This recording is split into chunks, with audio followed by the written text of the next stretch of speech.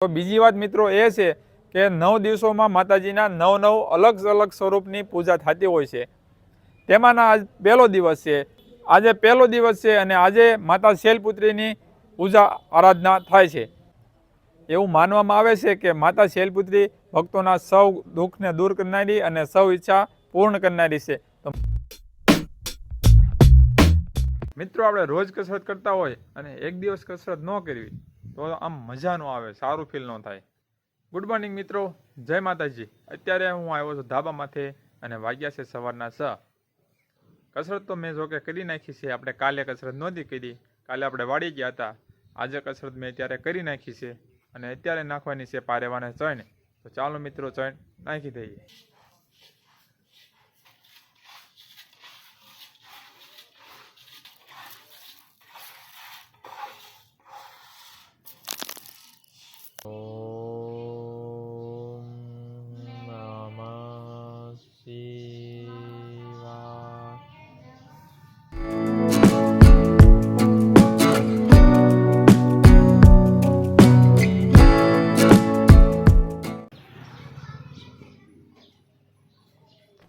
જય માતાજી મિત્રો, સૌપ્રથમ તો આજથી શરૂ થતા નોરતાના પાવન પર્વની સૌને હાર્દિક શુભકામના।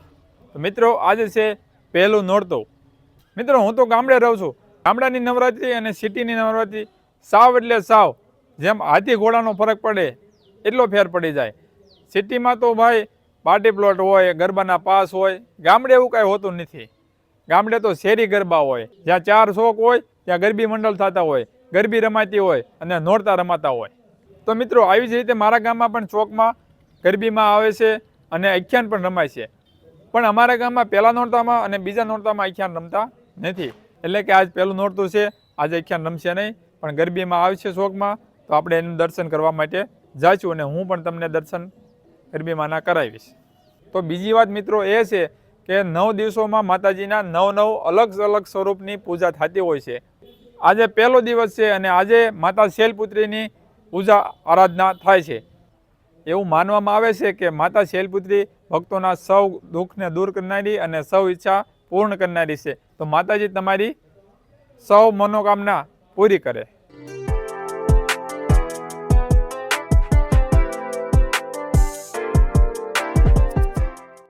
તો મિત્રો અત્યારે વાગ્યે છે 9:30 અને હું દૂધ નાખીને આવતો રહ્યો છું અને હવે જાઉં છું પહેલા તો ગરબીમાં દર્શન કરવા માટે અને ત્યારબાદ જઈશું આપણે અમારા મકવાણા પરિવારના કુળદેવી શ્રી ચામુંડામાના મંદિરે અને ચામુંડામાના દર્શન કરીશું। તો ચાલો મિત્રો।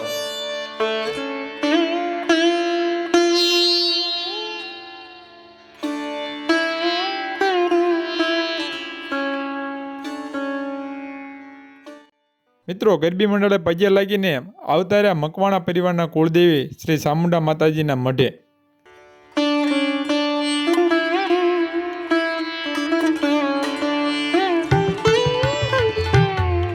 મિત્રો આજના વિડીયોમાં આટલું જ છે। ફરી મળીશું કાલે, ત્યાં સુધી કોમેન્ટ કરી નાખજો। જય માતાજી।